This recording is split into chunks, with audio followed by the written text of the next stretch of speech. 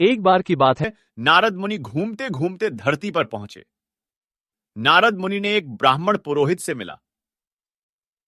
ब्राह्मण बहुत घमंडी आदमी था।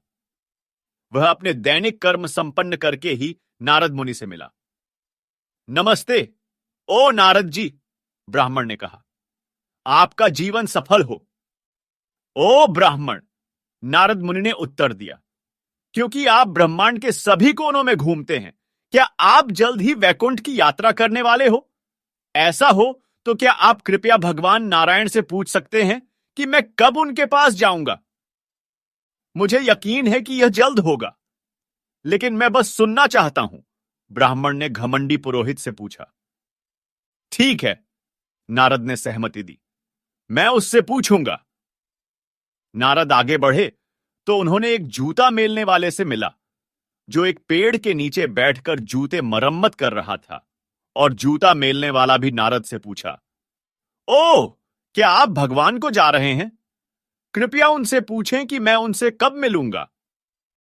जब नारद वैकुंठ गोलोक प्लैनेट्स पर पहुंचे तो उन्होंने उनकी इच्छा को पूरा किया और भगवान नारायण से ब्राह्मण और जूता मेलने वाले की इच्छाओं का प्रश्न किया। नारायण ने उत्तर दिया, इस शरीर को छोड़कर जूता मेलने वाला यहां मेरे पास आएगा। ब्राह्मण के बारे में? नारद ने पूछा, उसे कई जन्मों तक वहीं रहना होगा, मुझे नहीं पता कि वह कब आ रहा है। नारद मुनि हैरान हो गए और उन्होंने आखिरकार कहा, मैं इसके रहस्य की समझ नहीं सकता। वह तुम देखोगे, नारायण ने कहा। जब उन्हें पूछेंगे कि मेरे आश्रय में मैं क्या कर रहा हूं, तो उन्हें बताओ कि मैं एक हाथी को नीडल के छिद्र से गुजरा रहा हूं। जब नारद मुनि भूमि पर लौटकर ब्राह्मण के पास गए तो ब्राह्मण ने कहा, ओह, आपने प्रभु को देखा? वह क्या कर रहे थे? वह एक हाथी को नीडल के छिद्र से गुजरा रहा था, नारद ने उत्तर दिया। मैं ऐसे बकवास पर विश्वास नहीं करता, ब्राह्मण ने उत्तर दिया। नारद तुरंत समझ गए कि उस आदमी में विश्वास नहीं है और वह केवल किताबों का पाठक है। तब नारद उसे छोड़कर जूता मेलने वाले के पास गए, जिन्होंने उनसे पूछा, ओ, आपने प्रभु को देखा? वह क्या कर रहे थे? वह एक हाथी को नीडल के छिद्र से गुजरा रहा था, नारद ने उत्तर दिया। जूता मेलने वाला रोने लगा। ओह, मेरा प्रभु बहुत अद्भुत है, वह सब कुछ कर सकते हैं। क्या आप वाकई मानते हैं कि प्रभु एक हाथी को नीडल के छिद्र से गुजरा सकते हैं? नारद ने पूछा।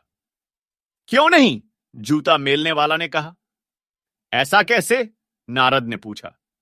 मैं इस बरगद के पेड़ के नीचे बैठा हूं, जूता मेलने वाला उत्तर दिया, और आप देख सकते हैं कि रोज इतने सारे फल गिर रहे हैं। हर फल में बीज होता है और हर बीज में ऐसा ही एक बरगद का पेड़ होता है। यदि इतने छोटे बीज में इतने बड़े पेड़ का निर्माण हो सकता है, तो क्या यह कठिन है कि प्रभु एक हाथी को नीडल के छिद्र से पार नहीं कर सकते हैं? तो इस कहानी से हम कह सकते हैं कि यदि भगवान इतने छोटे छोटे बीजों के भीतर से एक बड़ा वृक्ष स्थापित कर सकते हैं, तो क्या यह इतना आश्चर्यजनक है कि वे एक नीडल के छिद्र से हाथी पार नहीं कर सकते? यह केवल उनके भक्त ही समझ सकते हैं, अभक्त नहीं समझ सकते। वे कहेंगे कि ओह, ये सब झूठ हैं। आखिर ऐसा भी हो सकता